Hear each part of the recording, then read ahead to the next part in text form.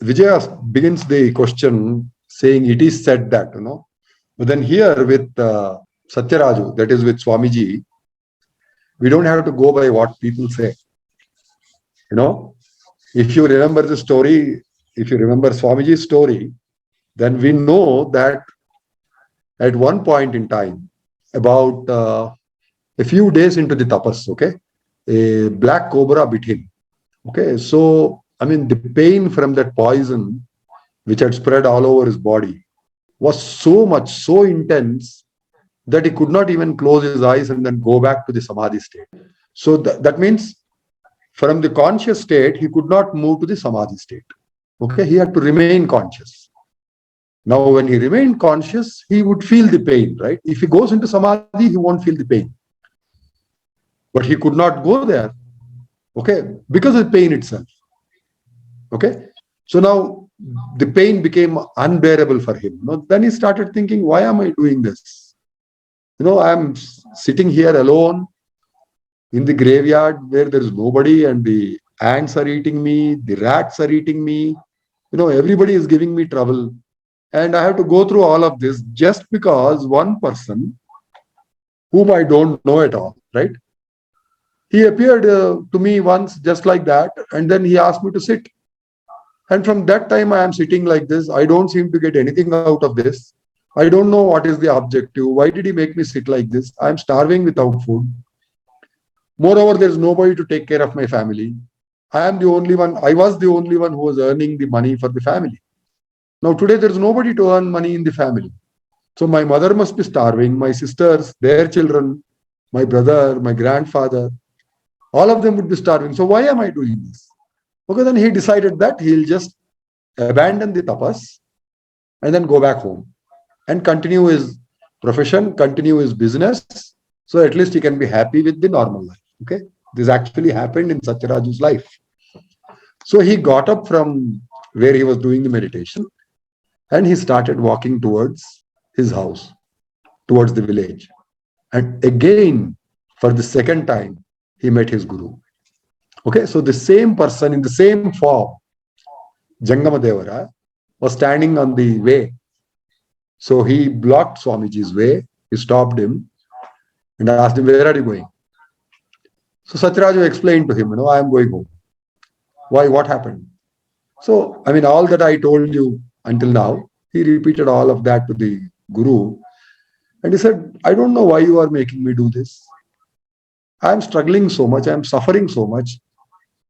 Okay, I am starving. And now over and above all of that, the snake has bitten me and the poison is inside me and I am unable to bear that pain. Okay, so I don't know why I am doing all this. I don't want to do this. I want to go back home. So then the Jangamadevara told him, no, there is a purpose behind this. What do you want to do going back home? He said, I have to look after my family, my mother, my sisters, they depend on me. I have to work, I have to do business, earn money and feed them. There's nobody to feed them. He said, okay, is that your concern? I will take care of them. I will take care of the requirements of your mother and your family. Okay? But I am making you do this with a purpose, and that purpose is to benefit the entire world. Okay? If you go home, you will be only taking care of your family. But I am trying to train you and prepare you so that you can help the whole world. Okay? So that is the reason I am making you go through this pain, go through this suffering. So please continue the tapas. Okay? Then he said, okay, you are complaining about the pain and you are saying that it is unbearable, right? I will teach you a trick to remove that pain. And that is the time the Jangamadevara, for the first time, he taught him the Om Namah Shivaya, Panchakshari mantra. Okay? So until then, Satyaraju was just hearing the sound of Om. He was not chanting any mantra. So that time, to get rid of the snake's poison, the cobra snake's poison, the black cobra snake's poison, the Guru Jangamadevara taught Satyaraju the Panchakshari mantra, which is Om Namah Shivaya. So he told Satyaraju, go back, sit there with your eyes closed and start chanting this mantra. This will take care of your suffering. Okay? I will take care of your family. Okay? So that is when Satyaraju again went back and then continued the tapas. So it's not that people say that if you are doing spiritual sadhana, then God will take care of you. No, God himself told. Okay, Swamiji's own guru, Satyaraju's own guru, Lord Shiva, in the form of Jangamadevara, he told Satyaraju, I will take care of your family. Now the question from Vijaya is, was the family really taken care of? How were they fed? How did they get their clothes or whatever requirements they had? Who fulfilled them? This is the question. Okay. Now, if you read the story of Swamiji in detail, you will get the answers for that. Let me give the answers to you in brief. What happened is, a few days after that, my grandfather, who was the local Tahsildar there at Ramachandrapuram, he saw Swamiji in a vision, Satyaraju in a vision. Okay, he was not connected with Satyaraju until then. Then he looked around and he inquired about a boy doing tapas. Then he went to Adivarapeta. He had the darshan of Satyaraju and he immediately recognized that the boy in his dream is the same boy. And it seems when my grandfather entered the Dhyan Mandir, where Satyaraju was doing the tapas, Satyaraju opened his eyes, looked at the Tahsildar and told him, I am waiting for you. Okay, so he appeared in the dream of the Tahsildar and asked him to come and help him. And here, Satyaraju actually opened his eyes and said, I am waiting for you. Okay, so that is when the Tahsildar took interest and then inquired all about him, his family, his mother, how he was being fed, what food is available to him. So from that day onwards, the Tahsildar used to give money to Satyaraju's mother, Parvatamma, to take care of her needs. Okay, he was a Tahsildar, so taking care of one more family was not a big challenge to him. Okay, he could do that. Clear? So that is how the first problem of feeding his mother and his sisters and his children, and their children, both the sisters were elder to Swamiji and they both were married by the time he sat in tapas. They started having children also. Okay, each of them has about 8-9 children, daughters and sons. Okay, so they started giving birth to children and the children were growing up. So it's a custom in Andhra that when a girl or a woman delivers a child, she is sent back to her mother's house. So both the sisters used to come back to Parvatamma's house and Parvatamma had to take care of them. Feed them, take care of all their requirements, whatever is required during the delivery, and take care of the elder children also. Children who were already born a few years earlier and who are growing up, Parvatamma had to take care of all of them. Okay? So what actually happened was that Garaga Narasimhamurthy, who was the Tahsildar at that time in Ramachandrapuram, he started taking care of them. He was the first one to take care of them. He was not the only one to take care of them. Very soon after that, Tapasviji Maharaj went to Adivarapeta. He had the darshan of Swamiji, and then he realized that Swamiji was, Satyaraju, the boy, the 15-year-old boy, 14-year-old boy, in his earlier life was Tapasviji Maharaj's guru, Sri Chandra Maharaj, the son of Guru Nanak, one of the sons of Guru Nanak. Okay, so then Tapasviji Maharaj started taking care of Swamiji's needs. The benefit was all the villagers, including Parvatamma and including my grandfather, the Tahsildar, they didn't know anything about tapas. Okay, they didn't know what a man who is performing tapas, what his requirements are. Should he eat or should he not eat? Can he drink something or is he supposed to starve completely? What other help does he require? What are the problems that he is facing? Okay. Now, my grandfather being the Tahsildar there, he took care to see that nobody harms the yogi. Until then, Even the villagers used to go and beat him up, give him a lot of trouble, pour sugar water on his body, so ants would crawl all over his body, and a lot of such trouble was given to him. Okay, because before sitting in tapas, he used to work against them. Okay, he used to expose all their bad deeds, and he used to fight with them. So all those people, they wanted to avenge what was done to them. Okay, so when they knew that he was sitting with his eyes closed, he doesn't get up, he is not conscious, he remains unconscious, they wanted to take revenge.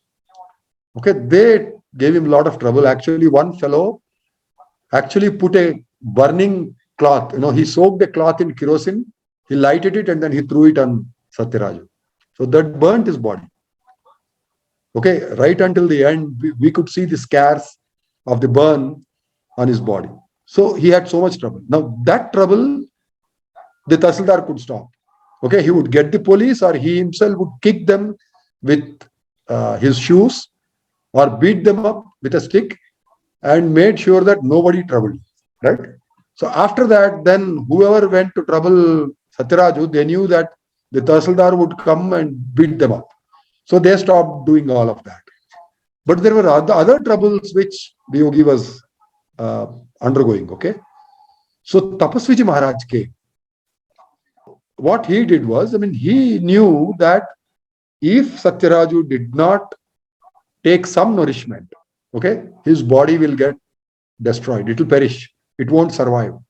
He can continue doing the tapas in dhyan, in samadhi, and he was afraid. Tapasviji Maharaj, who knew about tapas, he knew that if Satyaraju does not take nourishment, his body would perish because of hunger, because of lack of nutrition. Okay, so he told Satyaraju, you have to drink at least a glass of milk every day. You cannot completely starve. But there was no milk there. Who will give the milk? How will they get the milk? So Tapasviji Maharaj bought a cow and gifted it to Parvatamma. So she could take care of the cow and milk the cow, and that milk was given to Satyaraju, and also the family also had the milk for their own consumption. Okay. Now, when Tapasviji Maharaj came and declared that this boy is a very great yogi, and he is actually an incarnation of Lord Shiva himself. Okay, so such a great yogi who was 180 years old, that yogi is praising a boy who is just 14 years old, a village boy. He was not highly educated, right? He studied only until the 5th standard. So such a village boy, a poor village boy from the weaver family, this great yogi who was well known all over the country, he came and he is praising that boy yogi. And he did that in Kakinada also. Tapasviji Maharaj had an ashram in Kakinada. Okay, he went there, and it seems in front of the public, he talked about Swamiji and he praised him. So that is when people from Kakinada became Swamiji's devotees. They all started coming to Swamiji. Okay, so the jamindars in the villages around, the landlords, right? Jamindars are landlords. Plus the doctors from Kakinada, lot of other people, they all became Swamiji's devotees. They all started coming to him. And they all used to bring offerings for Swamiji, fruit, food, all that. Okay, so whatever requirement was there, first my grandfather, then Tapasviji Maharaj, then the other devotees from nearby villages and towns became devotees, and they started taking care of the family. Now, let me tell you that because of Swamiji, his family members, that is his sisters, his nephews and his nieces, okay, they all could travel a lot. They came to Bangalore, they came to Hyderabad, they came to Chennai, okay. Some of them traveled to Dehradun, some of them traveled to Delhi, some of them traveled along with Swamiji all over the country, okay. Now, after that, Swamiji set up businesses for a couple of his nephews in Bangalore itself. Okay, they owned ration shops, so they could do some business, they could take care of their families. Okay, they lived at the ashram, so they had their food at the ashram, the shelter was given by the ashram, plus they had additional income coming from their businesses. Okay, Later on, their children, that is Swamiji's sister's grandchildren, okay, they studied in Bangalore, they became engineers, they are into software engineering today, they're earning very well, okay. So in this way, Lord Shiva kept his promise. He has taken care of Swamiji's family, okay. A number of them, I mean, it's not that they got everything free, okay, I'm not saying that.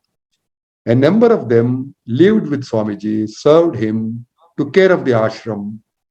They performed different duties at the ashrams. Okay. They also served him. I mean, they helped massage him, they gave him a bath. Okay. They took care of him, they dressed him, they took care of his personal requirements. They traveled along with him. Okay. Now, so much so that the eldest son of Swamiji's elder brother, he has now become a pilot trainer. He is in the US and he trains pilots. So not only has he become a pilot, but he grew further and he became a trainer for pilots. Okay. So he teaches people how to fly aeroplanes there in the US. Okay. Now there are others, who have become very big businessmen. They have earned a lot of money. So many of Swamiji's family members, whether you call them grandsons, nephews, nieces, granddaughters, they're all doing well. Many of them are in Bangalore.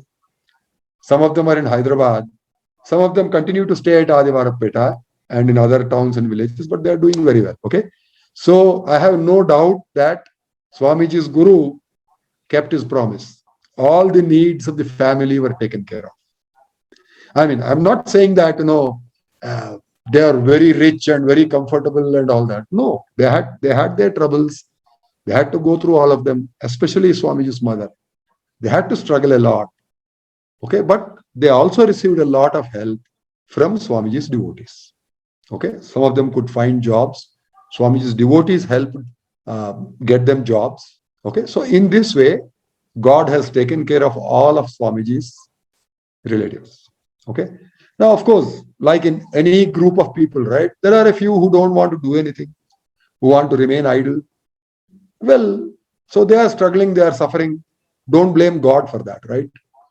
If you don't want to work and you want to live off somebody else and still you want to be comfortable, don't expect God to help you in that. Okay. Now, this is all I wanted to say in response to Vijaya's question as to whether Lord Shiva kept his promise or not. Okay. In Hindi, there is a saying.